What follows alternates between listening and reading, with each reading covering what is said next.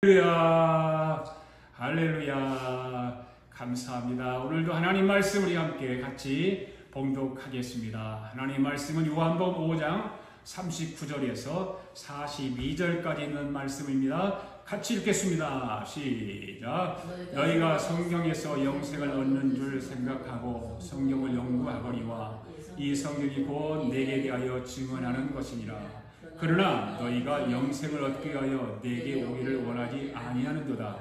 나는 사람에게서 영광을 취하지 아니하노라. 다만 하나님을 사랑하는 것이 너희 속에 없음을 알아노라. 아멘. 기도드리겠습니다. 살아계신 하나님 아버지, 참으로 감사합니다. 하나님께서 우리를 이 세상에서 태어나게 하시고 이 아름다운 미국 땅에서 살아가도록 아버지 우리를 인도하신 것 감사드립니다. 하늘의 하나님께서 오늘도 비밀로 감춰놓았던 독생자 예수 그리스도를 말씀을 통해 계시하여 주심을 감사드립니다. 모든 것이 감사한데 그 가운데 저희들에게 사명을 부여해 주셔서 사명자로 살아가게 하심을 감사드립니다. 주님께서 불러주셔서 사명을 감당할 수 있는 주님의 제자로 삼아 주신 것 또한 감사드립니다. 주님께서 부여해 주신 사명을 감당하려고 하다 보니 참으로 벽에 부딪히는 일이 얼마나 많은지 모릅니다. 그렇지만 주님께서 불러 세워주셨사오니 불러주신 주님의 기대에 어긋나지 않도록 말씀을 잘 배워서 생명 걸고 주님의 일을 감당하는 저희들 되도록 성령께서 동행하시고 인도해 주시옵소서. 그래서 주님으로부터 새롭게 창조함을 받아서 능력 위에 능력을, 은사 위에 은사를, 말씀 위에 말씀을 부어주셔서 남은 생에 하나님과 복음을 위해 원 없이 후회함 없이 일할 수 있도록 이 시간 하늘문을 열고 은혜를 부어 주시옵소서. 오늘도 우리 아가페 교우들을 이 시대 최고의 하나님의 사람들로 세워 주시옵소서. 한 번밖에 살 수 없는 이 세상을 살아가면서 후회함이 없는 삶을 살아갈 수 있도록 축복하여 주시옵소서. 오늘도 말씀 가운데 몸이 아픈 성도들 우리 예수님의 이름으로 치유받기를 사모합니다. 나사렛 예수 이름으로 기적이 일어나게 하여 주세요. 병을 고쳐주세요. 눌린 자에게 자유함을 주세요. 무거운 짐을 진 자의 무거움을 다 풀어주세요.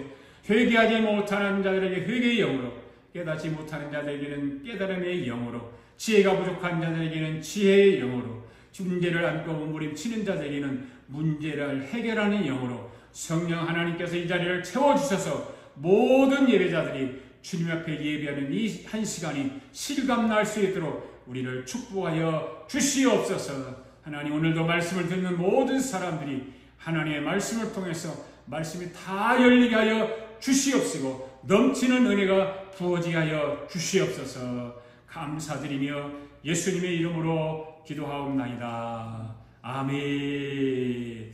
오늘도 함께 우리 같이 함께 다짐하며 고백합시다. 나는 성경에 기록된 말씀이 하나님의 말씀인 것을 믿습니다. 나는 하나님의 말씀이 살아있는 말씀으로 믿습니다. 나는 하나님의 말씀이 조금도 오류가 없음을 믿습니다. 오늘도 하나님의 말씀을 배우면서 그 말씀을 깊이 묵상하고 마음에 받아들여 꼭 변화되기를 고백하며 이제 절대로 부패되지 않고 불멸하고 영원한 하나님의 말씀을 듣게 될 것인데 하나님의 말씀을 통해서 반드시 내 삶에 변화될 것을 예수님의 이름으로 고백하며 다짐합니다. 아멘. 우리 서로 인사합시다. 하나님이 저와 여러분을 사랑하십니다. 주님이 이 자리에 우리와 함께 하십니다. 할렐루야. 오늘 주님께서 저와 여러분을 축복해 줄 줄 믿습니다. 저와 여러분을 사랑해 주시는 줄 믿습니다. 오늘은 여러분 하나님의 말씀인 성경이 무엇인가 하나님의 말씀을 바로 알자라고 하는 제목으로 이제 몇 주 동안 말씀을 전하도록 하겠습니다. 하나님의 말씀인 성경이 인간의 지식이라고 하는 것, 최고의 지식이라는 것을 여러분 아시나요? 하나님의 말씀이, 성경에 기록된 하나님의 말씀이 인간의 최고의 지식이라는 거죠. 왜 하나님의 말씀이, 성경이 인간의 최고의 지식이가 하는 것입니다. 그것을 이제 말씀을 우리가 몇 주 동안 함께 나눌 텐데, 그것을 알기 위해서는 우리가 제일 먼저 해야 될 것이 뭐냐면 인간의 지식의 구조가 어떻게 되었는가를 알아야 됩니다. 우리 인간의 지식의 구조는 어떻게 되어 있는가 하면 이런 식으로 되어 있죠. 인간의 육체를 빼놓고 전부 다 지식, 생각입니다. 생각에다 자격을 주고 또 주는 것을 하나는 지식이고 하나는 지혜라고 하는 것이죠. 생각에다 자극을 주고 영향을 주는 것을 하나는 지식이고 하나는 지혜입니다. 그러면 지식과 지혜의 차이는 무엇일까요? 지식은 현재로부터 지나간 과거에 대한 모든 생각을 지식이라고 하죠. 자, 한번 읽어볼까요? 자, 시작. 지식은 현재로부터 지나간 과거에 대한 모든 생각을 지식이라고 한다. 지식이 뭐라고요? 현재로부터 지나간 과거에 대한 생각이 지식인 것입니다. 그 다음 지혜는 그러면 무엇일까요? 지혜는 현재로부터 미래에 대한 모든 생각을 지혜라고 하는 것입니다. 한번 읽어봅시다. 시작. 지혜는 현재로부터 미래에 대한 모든 생각을 지혜라고 한다. 여러분, 사람은 지식도 있어야 되고 지혜도 있어야 합니다. 이 지식은 누구에게나 필요하고 또 필요합니다. 왜 그럽니까? 아는 것이 힘이 되기 때문에 그렇죠. 그런데 지식의 구조를 알아서 그 지식을 내 것으로 만들 수가 있는 것이죠. 네. 지식이라고 다 지식이 아니기 때문이죠. 여러분, 지식 중에 제일 하등 지식이 무엇일까요? 제일 하등 지식이 뭐냐면 바로 자연과학입니다. 자연과학. 여러분, 자연과학이 뭘까요? 옛날 같으면 이 자연과학이라고 하는 것은 학문에서 들어가지 못했던 거죠. 40년, 50년 전에 이 자연과학을 쉬운 말로 말하면 뭐라고 그랬냐면 쟁이라고 해요. 쟁이. 기술자들이라 그 말입니다. 기술자들. 쇠를 만지는 사람들 철공쟁이, 옷을 만드는 사람을 양복쟁이, 그렇죠. 머리를 깎는 사람은 이발쟁이, 구두를 만드는 사람은 구두쟁이. 옛날에는 이런 사람들이 참 천대를 받았던 시절이 많았죠. 인간의 어떤 삶을 살아가는 일에 있어서 인간 취급을 받지 못했던 시절도 있었던 것이죠. 그런데 이 자연과학이라고 하는 것이 기술을 가진 사람들이 지금 돈의 이력 때문에 이 기술을 가진 자연과학을 많은 사람들이 공부하고 있다는 거죠. 그리고 학자들도 많이 있습니다. 지금 기술자들이 돈을 많이 버는 시대입니다. 그 다음에 지식은 어떤 지식일까요? 인문학이죠. 인문학은 뭡니까? 법, 문학, 사상, 이런 것들이죠.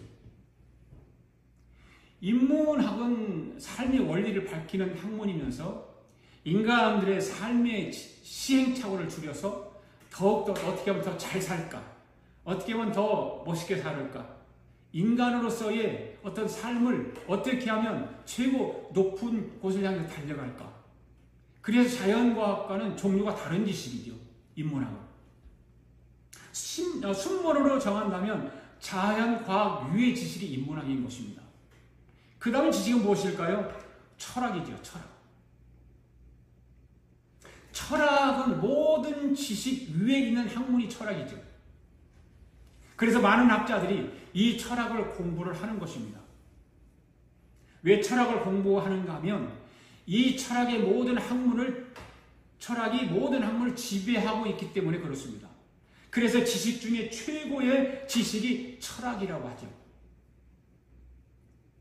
어떤 집안에 삼형제가 있습니다. 제일 큰 아들은 공부를 아주 잘해서 시험을 보고 하버드 의대를 갔습니다.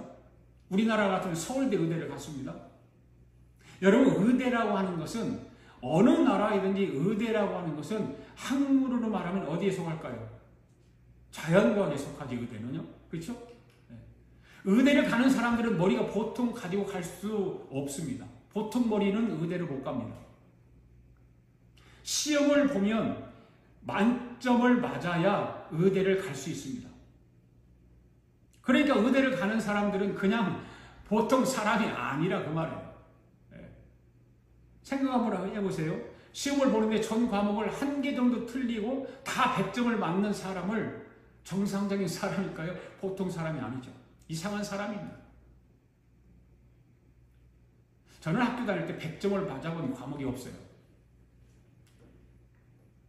그러니까 모든 과목을 100점을 맞는다고 하는 것은 제가 100점을 맞아보지 못한 제가 생각해보면, 제 입장에 생각해보면 그 사람은 인간이 아닌 거죠.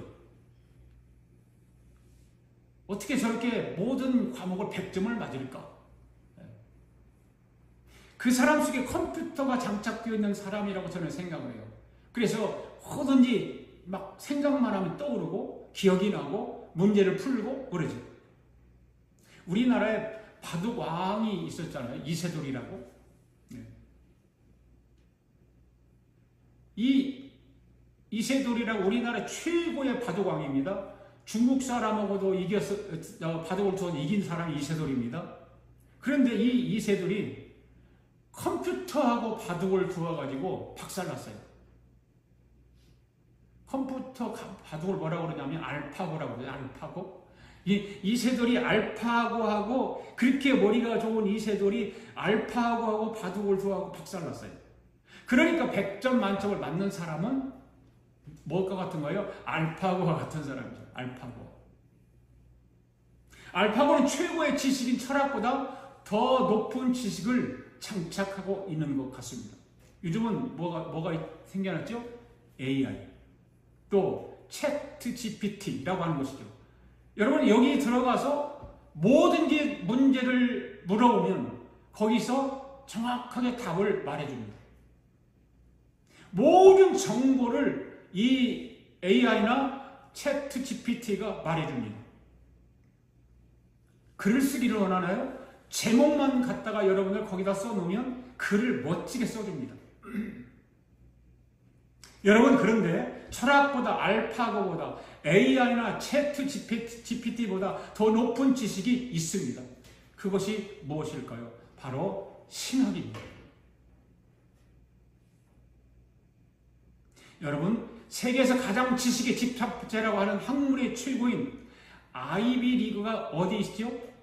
어딘가 아시죠? 아이비리그라고 하는 학교가 하버드, 예일대, 프린스턴, 그죠? 조지 워싱턴. 그런데 이 학교들이 처음 시작을 할 때 무엇으로부터 시작했을까요? 이 학교들이 시작을 할 때 목사님들을 키워내기 위해서, 목사님들을 만들기 위해서 신학교부터 시작을 했다는 거죠. 지금은 세계 종합대학으로서 발전을 해서 세계 최대 학교가 되어 있습니다만은, 그런데 여러분 신학보다 더 위의 것이 또 있어요. 여러분 신학 위의 것이 무엇일까요? 바로 하나님의 말씀이 기록된 성경입니다. 믿습니까? 그러니까 성경의 권위가 얼마나 높은지를 저와 여러분은 꼭 알아야 하는 것입니다. 많은 사람들이 하나님의 말씀의 성경을 알기를 우습게 여겨요. 하나님을 모르는 사람은 두말할 것도 없지만 교회를 다니고 예수를 믿고 하나님을 정말로 잘 믿는 사람들에게도 이 성경을 무시해요. 하나님의 말씀을 무시해요. 적당히 그냥 듣고 말려고 하는 그런 생각들이 있습니다. 여러분 성경을 무시하면 성경도 여러분을 무시합니다.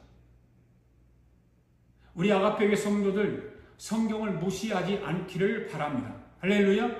하나님의 말씀이 성경을 무시하지 않으려면 어떻게 해야 할까요? 바로 성경을 바로 알아야 되겠죠. 하나님의 말씀을 바로 알아야 되겠죠. 한번 따라합시다. 하나님의 말씀을 바로 알자. 하나님의 말씀을 바로 알자. 예, 그렇습니다. 우리는 하나님의 말씀이 기록된 성경에 대해서 바르게 알아야 돼요. 오늘부터 이 말씀을 강론하려고 합니다. 우리가 교회를 다니면서 하나님의 말씀을 많이 들으며 교회를 다니잖아요.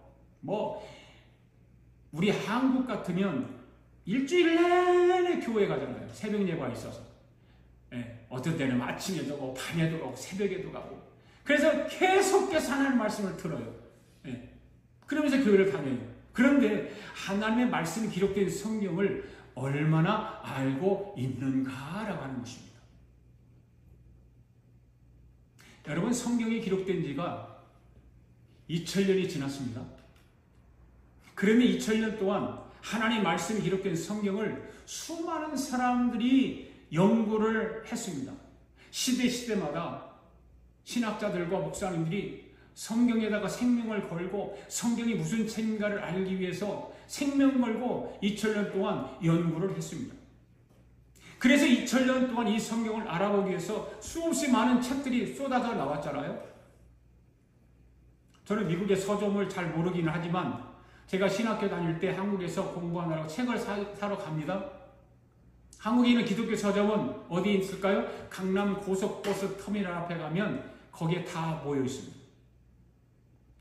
기독교 서점만으로 그 백화점이 꽉 차 있습니다. 어마어마한 책들이 다 있습니다. 그 책들이 다 무슨 책일까요? 바로 하나님의 말씀이 기록된 성경에 대한 책들이라고 하는 것입니다.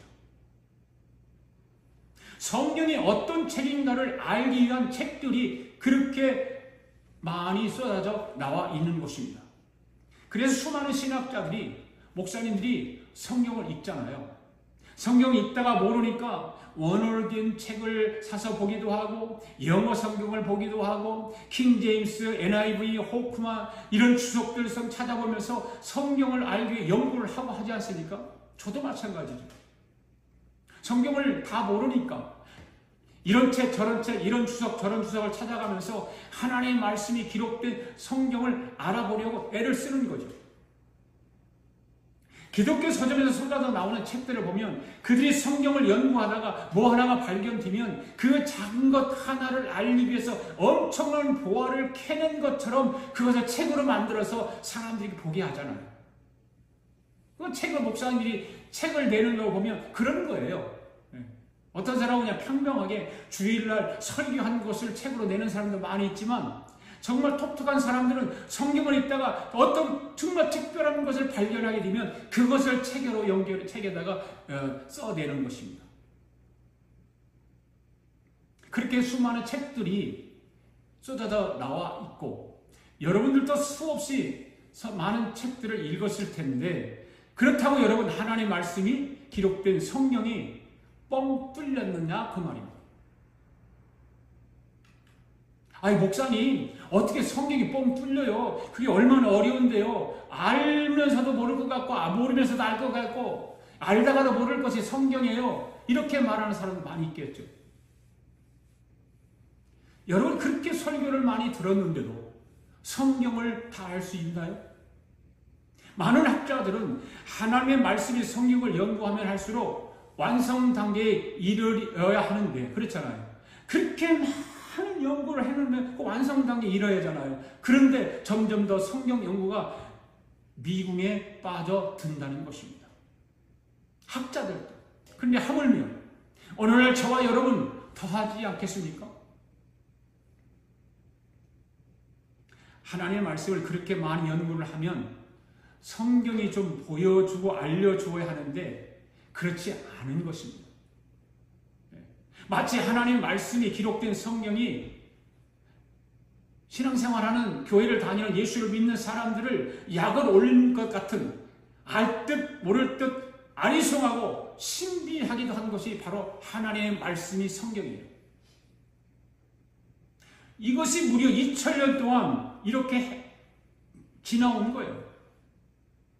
그런데 여러분 이렇게 감춰져 있던 하늘의 비밀인 성경이 열렸다는 거죠. 성경에서 열렸어요. 성경에서. 오늘부터 시작되는 이 말씀을 잘 들어보시면 오늘 저와 여러분도 하나님의 말씀인 성경이 열리게 될 줄로 믿습니다. 하나님의 말씀인 성경을 아는 것이 복 중에 가장 큰 복인 줄로 믿습니다. 이번에 저와 여러분이 하나님의 말씀이 조금이라도 눈에 띄기를 바랍니다. 할렐루야. 여러분 인류 역사에 기여한 사람들을 가만히 한번 생각해 보시기 바랍니다. 그 사람들 가운데 하나님의 말씀이 기록된 성경을 아주 조금이라도 아는 사람이라면 하나님은 그 사람을 그냥 두지 않으시죠. 바울을 보세요. 성 어거스틴을 보십시오. 또 화란의 총리를 지냈던 아브라함 카이퍼를 한번 보십시오. 자기 분야의 최고의 자리로 높여주시지 않았습니까? 네. 정치를 말하면 아브라함 링컨, 조지 워싱턴 이런 사람들. 그리고 최근대 레이건, 도널드 레이건 이런 사람들. 경제 분야에서는 록펠러, 카네기 같은 사람들. 군사 분야에서는 메가더 같은 사람들. 또 페스탈로치, 문화예술 분야의 바하, 핸델, 미켈란젤로 이런 사람들. 이분들 말고도 수많은 사람들이 인류에게 공헌한 일들은 말할 것도 없이 많다는 것입니다. 이 모든 사람들은 하나님의 말씀이 기록된 성경을 조금이라도 아는 사람들이었다는 것입니다. 할렐루야. 우리 대한민국만 해도 이승만 같은 사람은 한성 감옥에서 성경을 읽다가 주님을 만나서 나라를 바로 세운 우리나라 인물 중에 가장 뛰어난 인물, 건국의 대통령. 사랑하는 성도 여러분, 하나님의 말씀이 성경을 바로 알기를 원하십니까? 오늘부터 시작하는 몇 주 동안이 하나님 말씀을 공부하면서 조금이라도 하나님 말씀을 바로 알아갈 수 있기를 바랍니다. 그러면 하나님이 여러분을 높은 산 위에 세워줄 줄 믿습니다. 저와 여러분이 하나님께서 성경을 통해서 말씀하시는 원리를 바로 알게 되면 하나님이 반드시 저와 여러분을 높은 곳으로 다니게 해 주실 줄 믿습니다. 축복해 주실 줄 믿습니다. 그런 역사가 오늘 우리 아가페교회 모든 성도들과 영상으로 예배에 참여한 모든 성도들에게 일어나게 될 줄로 믿습니다. 여러분, 성경을 누가 썼죠? 공부를 해보면 40여 명의 사람들이 성령의 감동에 뒤어서 기록했다라고 되어 있습니다. 그렇다면 구약성경의 모세 오경은 누가 썼을까요? 모세가 썼습니다. 모세가 쓴 성경이 어떤 책이라고요? 모세오경. 모세오경이라고 하는 책은 어떤 책들일까요? 한번 따라합시다. 창세기, 출애굽기, 레위기, 민수기, 신명기. 이 5권의 책을 모세오경이라고 합니다. 모세가 썼기 때문에 그런 5권의 책을 모세가 썼다고 해서 모세오경이라고 하는 것입니다. 그러니까 이스라엘 랍비들 학교에 가보면 이 5권의 책만 공부를 합니다. 이 그림을 보십시오. 랍비, 지금 이 통곡의 벽 앞에서 유대인들이, 랍비들이 이 읽는 것을 보면 모세오경입니다. 토라라고 그래요. 토라. 이스라엘에 가보면 이렇게 오른쪽은 헤브론입니다. 헤브론은 어디게? 아브라함의 고향이죠. 그죠? 아브라함의 묘가 있고 이삭의 묘가 있고 야곱의 묘가 있는 곳이 헤브론입니다. 이 사람들이 여기 앉아서 이 모세오경 토라만 계속 읽습니다. 왼쪽에 있는 게 통곡의 벽을 통해서 저쪽 서쪽 문으로 나가는 부분인데 저 가운데 커튼이 쳐 있잖아요. 가운데 커튼이 쳐 있잖아요. 여기 이 너머로 여자들만 있습니다. 여기는 남자들만 있고. 예. 제가 2015년도 3월 6일 날 찍은 사진인데요. 예. 거기 가서 찍은 거예요. 그래서 이것을 여기서 이곳에서 읽는 성경들은 다 토라입니다. 모세오경입니다.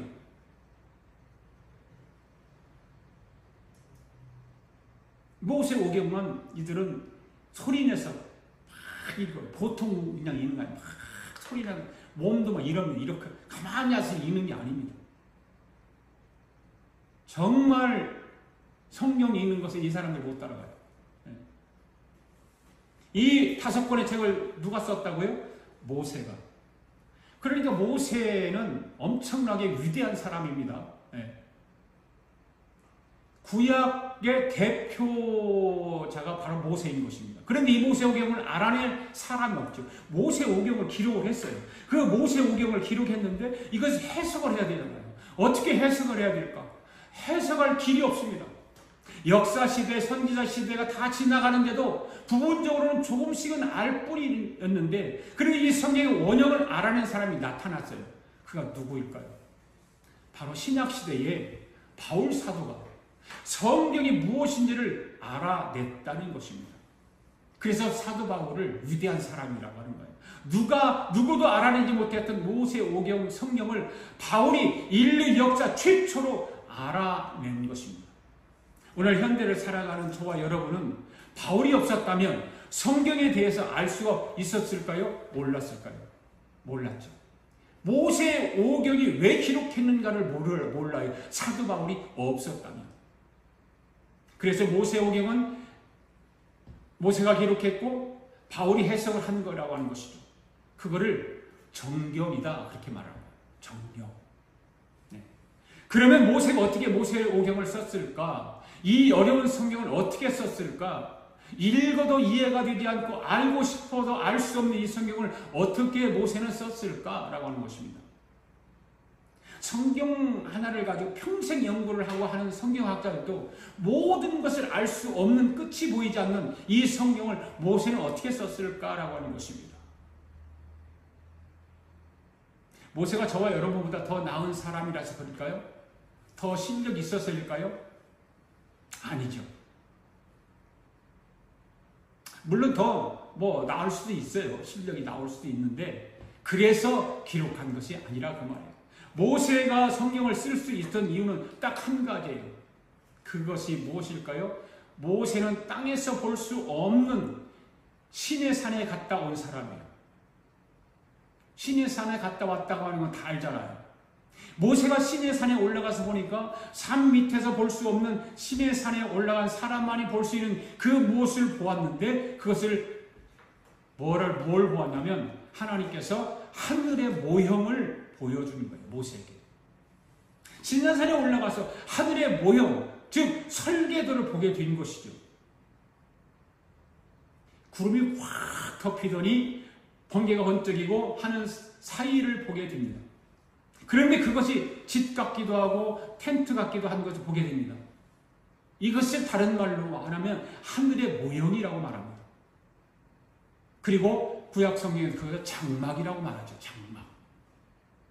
그런데 이것을 더 정확하게 설명을 하면 하늘의 설계도를 보게 된 것입니다. 하늘의 설계도. 누가 이런 걸 보았다고요? 모세가. 어디에서요? 신의 산에서. 신의 산에서 이 하늘의 설계도를 보게 된 것입니다.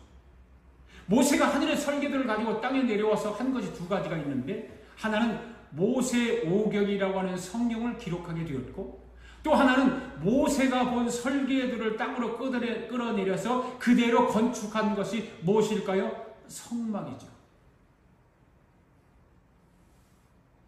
이 성막을 그래서 공부해보면 기가 막힌 거예요. 네. 그러니까 모세가 하늘에서 본 것을 쓴 것이 성경이고 지은 것이 성막입니다. 쓴 것이 뭐라고요? 성경. 어떤 성경? 모세 오경. 그리고 지은 것이 뭐예요? 성막. 그런데 이것을 왜 하나님께서 모세를 통해서 시내산에서 하늘의 설계도를 보여주면서 성막을 지키게 하고 모세 오경을 기록하게 했는가라고 하는 것입니다. 알 수가 없어요. 그러다가 신약시대에 와서 사도 바울에 의해서 최초로 모세가 시내산에서 보고 내려온 성경과 성막을 해석하기 시작한 거예요. 그렇다면 여러분, 그렇게 어렵고 해석하기 힘든 것을 바울은 어떻게 해서 그것을 알 수 있었을까? 바울이 최고의 학자였기 때문에 했을까요? 가말리엘 문화생이었기 때문에 로마의 시민권을 가졌기 때문에 최고의 학문을 배웠기 때문에 알 수 있었을까요? 아니에요. 바울도 저와 여러분과 똑같은 사람이에요. 성경이 우리와 같은 사람입니다. 그런데 바울이 그것을 알게 된 것은 바울이 어디를 올라갔다 왔기 때문에 그런 것입니다. 어디 올라갔다 왔을까요? 셋째 하늘에 올라갔다 온 거예요. 이제 감이 어느 정도 잡히죠? 모세가 시내산에 올라가서 하늘의 모형을 보았다면 사도 바울은 셋째 하늘에 올라갔다 온 그러니까 모세가 보았던 것 같은 똑같은 것을 바울이 보았다 그 말이에요.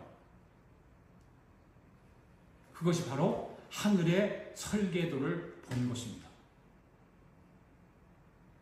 여러분 모세가 본 것을 사도 바울이 셋째 하늘에서 보니까 너무나 놀라서 막 탄성이 터져나오고 우와 터져나오는 거예요. 이게 뭐야? 모세가 이것을 본 거야? 우와 모세가 이것을 보았구나 하고 감탄하게 되었어요. 오늘 2024년도 후반기를 살아가는 저와 여러분이 위해서 이런 탄성이 터져 나오게 되기를 바라요. 하나님의 말씀을 듣다가 내가 몰랐던 것을 알게 되면 내가 깨닫지 못하는 것을 깨닫게 되면 우와 감탄이 터져 나와야 되고 막 환성이 터져 나와야 되고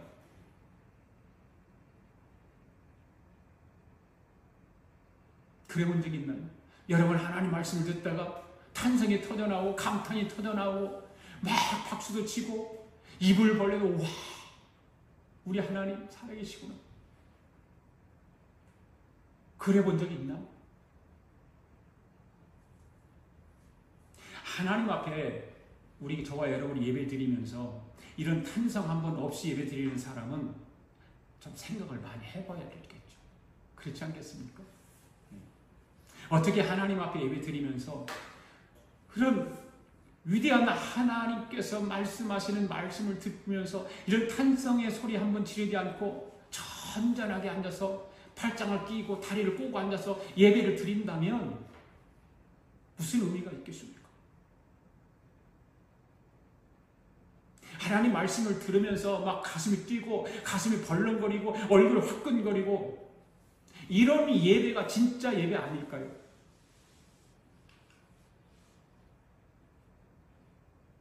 하나님 말씀을 들을 때 막 환성이 터져 나오고 박수가 나오고 이런 감탄이 나오는 예배가 되기를 바랍니다. 예배는 그렇게 드리는 것이 예배입니다. 사도 바울이 셋째 하늘에 가서 무엇을 보았는지 한번 우리가 성경을 한번 보도록 할까요? 고린도후서 12장 1절부터 17절까지 있는 말씀. 시작. 무익하나마 내가 부득불 자랑하노니 주의 환상과 계시를 말하리라.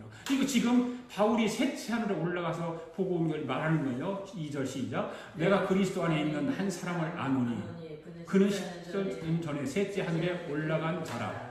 그가 몸 안에 있는지 몸 밖에 있었는지 나는 모르거니와 하나님은 아시느니라.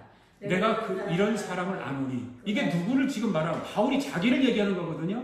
잘 들어야 돼. 그러니까 내가 이런 사람을 아노니 그가 몸 안에 있었는지 몸 밖에 있었는지 나는 모르거니와 하나님은 아시느니라. 그가 낙원으로 이끌려가서 말로 표현할 수 없는 말을 들으니 사람이 가 이르지 못할 말이로다.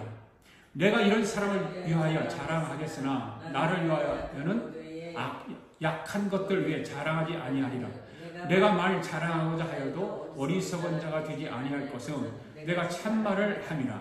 그러나 누가 나를 보는 바와 내가 듣는 바에 지나치게 생각할까 두려워하여 그만두노라. 여러 계시를 받은 것이 지극히 크므로 너무 자만하지 않게 하시려고 내 육체에 가시고 사탄의 사단 주셨으니 이는 나를 쳐서 너무 자만하지 않게 하려 하심이라. 아멘.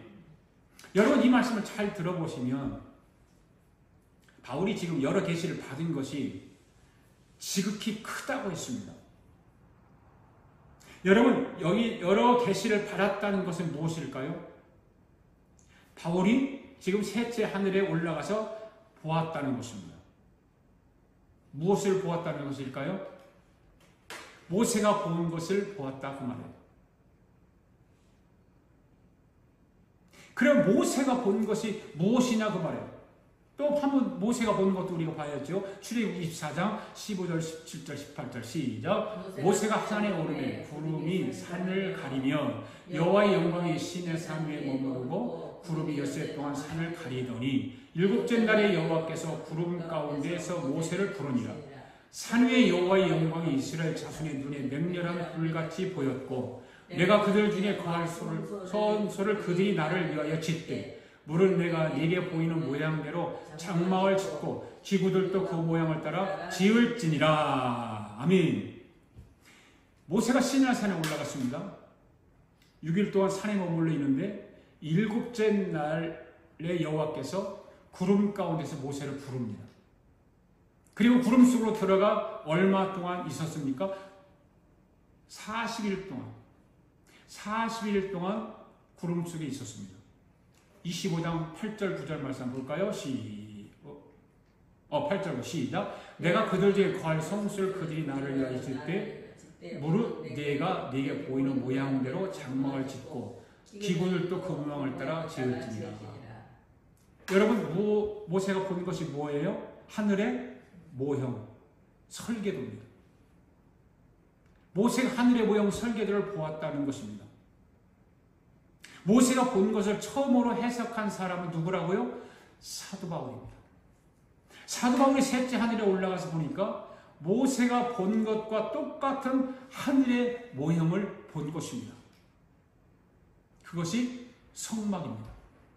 이것을 보고 내려가서 성경을 기록한 것입니다. 그런데 하늘의 모형의 주제가 무엇인가 하면 바로 예수 그리스도라는 거죠.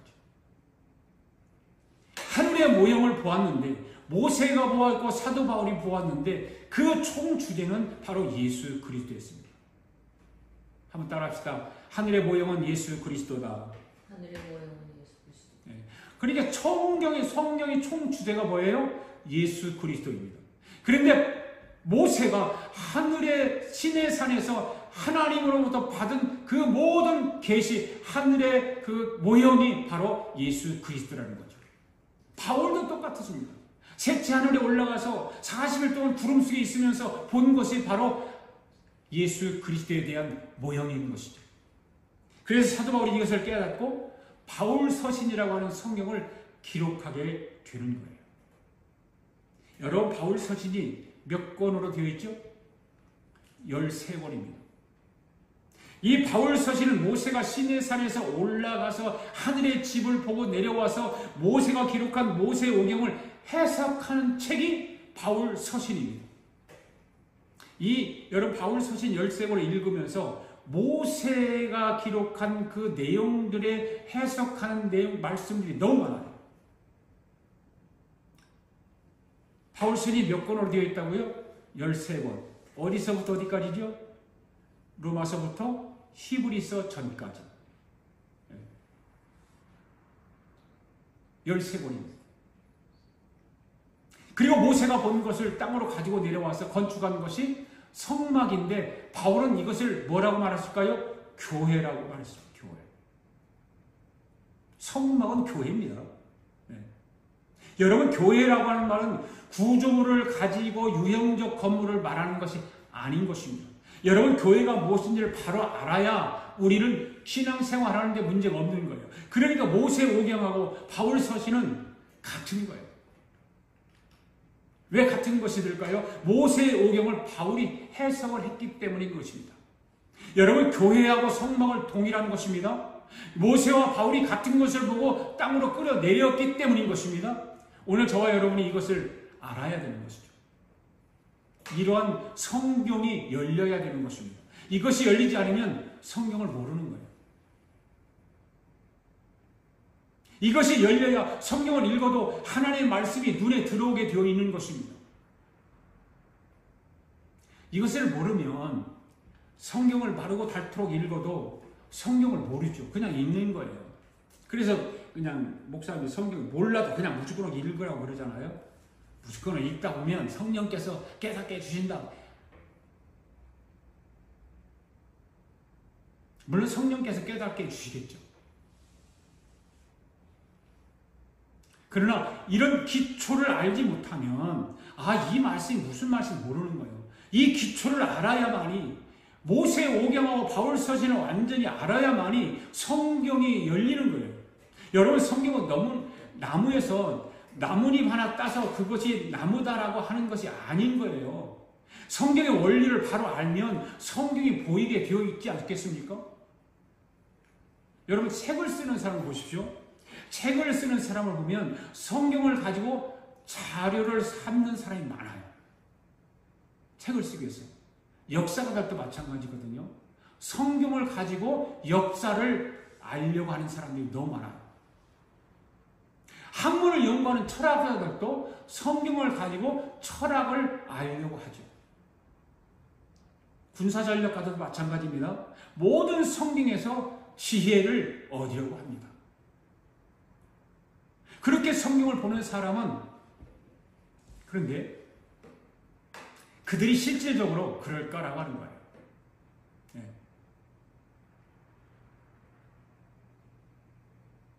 자기들의 학문을, 세상적인 학문을 연구하기 위해서 성경을 보는 사람들, 좀 그렇지 않겠습니까? 하나님께서 오늘 저와 여러분에게 성경을 주신 본질적 이유가 무엇일까요? 그런 세상 책을 쓰기 위해서 성경을 보는 그런 것이 아니라 진짜 이유는 다른 데 있다 그 말입니다. 오늘날 많은 그리스도인들이 그래서 하나님의 말씀이 기록된 성경을 바로 알아야 된다 그 말입니다.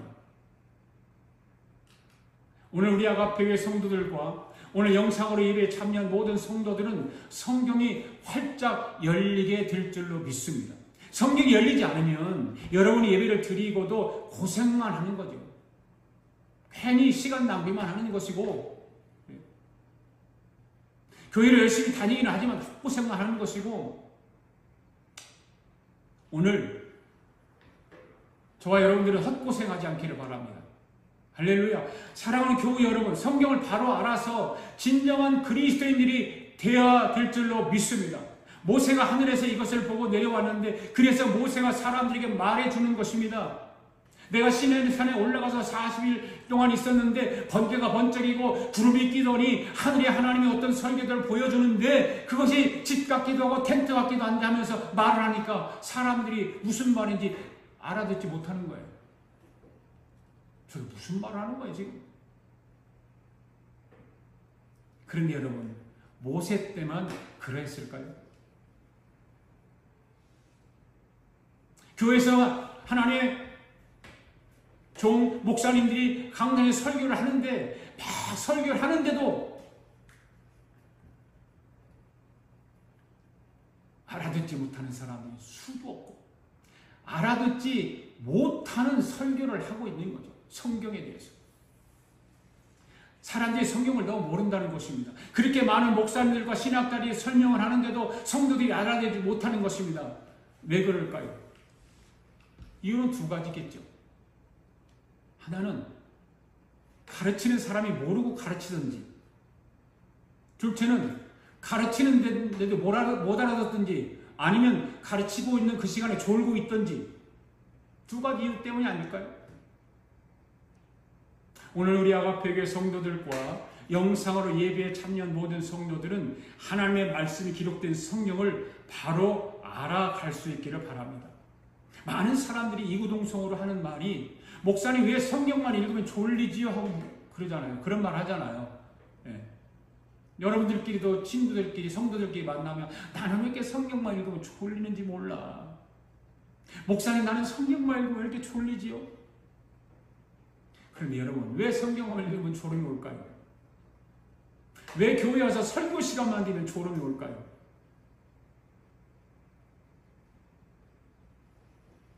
그 이유는 한 가지예요. 뭘까요? 성경을 모르기 때문에 그런 거예요. 하나님의 말씀을 이해하지 못하기 때문인 것입니다.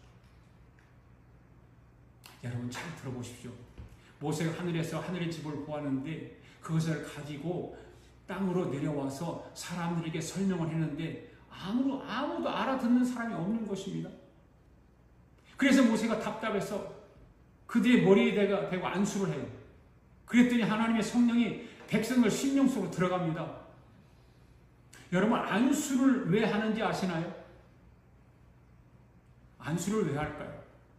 바로 성령이 그 사람 가운데 들어가도록 하기 위해서 안수를 하는 것입니다. 아멘. 하나님의 거룩한 신이 그 사람 속에 들어가도록 하기 위해서 안수하는 것입니다. 할렐루야. 모세가 안수를 하니까 하나님의 신이 성령이 백성들에게 들어갑니다.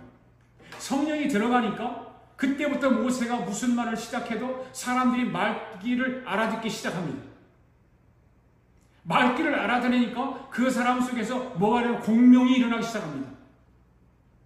모세가 하늘에서 구름 속에서 어떤 걸 보았다고 말만 해도 듣는 사람들이 공명이 일어나서 이런 것을 보았을 것이다 라고 하면서 그림이 그려지는 것입니다. 그만큼 성령이 그 사람 속에 들어가면 하나님의 말씀을 듣는 것이 대해서 공명이 일어나게 되고 마음속에서 기쁨이 생기게 되고 감탄이 이렇게 생기고 박수가 터져나오고 막 탄성이 터져나오고 하는 것입니다. 오늘 말씀을 듣는 여러분들도 하나님 말씀을 들을 때에 여러분들 속에서 공명이 일어나게 되기를 바랍니다. 공명이 일어나는 사람은 제가 어떤 말씀을 전할 때 무엇을 말하려고 하는지 미리 눈치채는 거죠. 여러분 성경 읽을 때 모세가 시내 산에서 본 그 그림이 여러분 속에도 그려져야 되는 것이에요. 그 공명이 일어난 사람은 어떤 사람이라고 하는가 하면 바로 성령을 받은 사람이라고 말합니다. 성령 체험을 하는 사람. 성령 체험을 하는 사람들은 하나님의 말씀을 받으면 속에서 공명이 일어나는 것입니다. 성령 체험을 꼭 하시기 바랍니다. 그러니까 성령을 체험한 사람은 하나님 말씀을 읽을 때 그 말씀 속에 그림을 볼 줄 아는 사람이죠. 할렐루야. 이것이 성령 체험인 것입니다. 출애굽기 35장을 한번 읽어볼까요? 30절부터 시작. 모세가 이스라엘 자손에게 이르기를 볼지어다 여호와께서 유다 지파 후레자 손자여 우리 아들인 부살렙을 지명하여 부르시고 하나님의 영을 그에게 충만하게 하여 지혜와 총명과 지식으로 여러 가지 일을 하게 하시되 금과 은과 노수로 제작하는 기술을 보완하게 하시며 보석을 깎아 물리며 나무를 새기는 여러 가지 정교한 일을 하게 하셨고 또 그와 단지파 아이사원의 아들 오홀리압을 감동시키사 가르치게 하시며 지혜로운 마음을 그들에게 충만하게 하사 여러 가지 일을 하게 하시되 조각하는 일과 세공하는 일과 청색, 자색, 홍색실과 가는 배실로 수 놓는 일과 짜는 일과 그 외 여러 가지 일을 하게 하시고 정교한 일을 보완하게 하셨느니라. 아멘. 여러분 이 말씀을 여러분 지금 읽었잖아요. 하나님의 영이 신이 들어가니까 어떤 일이 일어났습니까? 먼저 말귀를 알아듣잖아요. 말귀를 알아듣는 거예요. 그리고 시내산에서 보았던 말을 하니까 똑같은 것을 보는 것 같은 공명이 일어났습니다. 오늘 현대를 살아가는 크리스찬들, 예수 믿는 저와 여러분들 이런 일들이 일어나야 되는 것입니다. 오늘 후반기 8월 셋째 주일이에요. 지금까지 저와 여러분이 따로따로 말하고 생각했다면 오늘부터 시작되는 2004년도 후반기는 하나님 말씀을 들으면서 공명이 일어나서 같은 생각을 가지고 신앙 생활을 해야 성령을 체험하게 되는 것입니다. 제가 여기서 말씀을 선포하면 성도 여러분들도 듣고 어떻게 해야 될까요? 같은 마음, 같은 생각을 가지고 나가야 성령의 역사가 일어나게 되는 것입니다. 그런데 강단에서 목사님이 선포하는 말씀을 듣고도 다른 생각을 하고 다른 마음을 갖고 신앙생활을 하면 성령의 능력을 체험할 수 있을까요? 없습니다. 절대 없습니다. 그렇게 되면 그 예배는 여러분들 엉터리 예배 드리는 거예요. 믿습니까? 그렇게 해서 금년 후반기에도 아무런 그렇게 하면 금년 여러분 후반기 살아가도 아무런 기적이 일어나지 않는 것입니다. 오늘 말씀을 듣는 가운데 하나님의 신 성령이 여러분 속에 들어가면 하나님 말씀이 성경이 열릴 줄 믿습니다. 할렐루야. 오늘 여기까지만 하고 다음 주에 이어서 계속해서 말씀을 드리도록 하겠습니다. 다 같이 함께 하나님 앞에 찬양하면서 예물을 올려 드리도록 하겠습니다.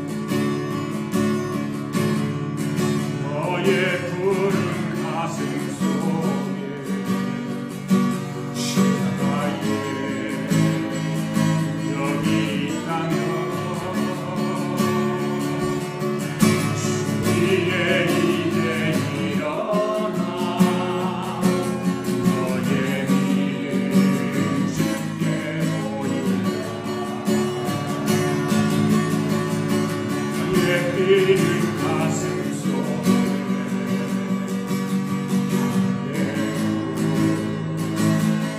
영원히 가며 나라 그 영광이 너의 삶을 주께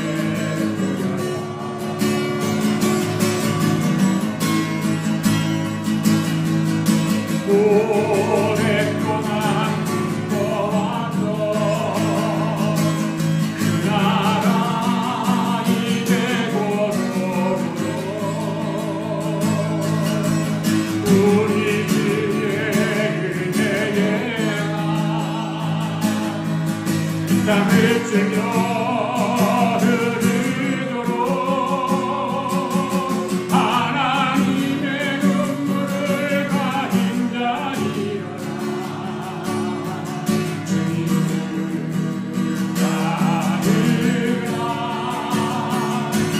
너의 십자가 이고 주님을 따르며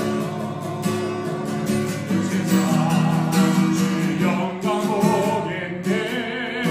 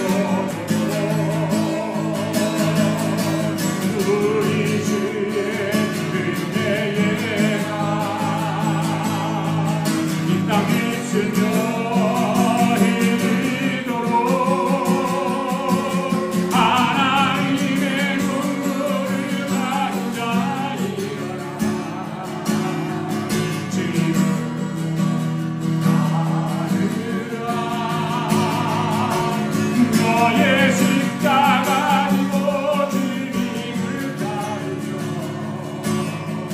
온 세상 시련과 고뇌에 오랫동안 꿈꿔왔던 그나마 이제고도 우리의 은혜에만 이 땅이 있으며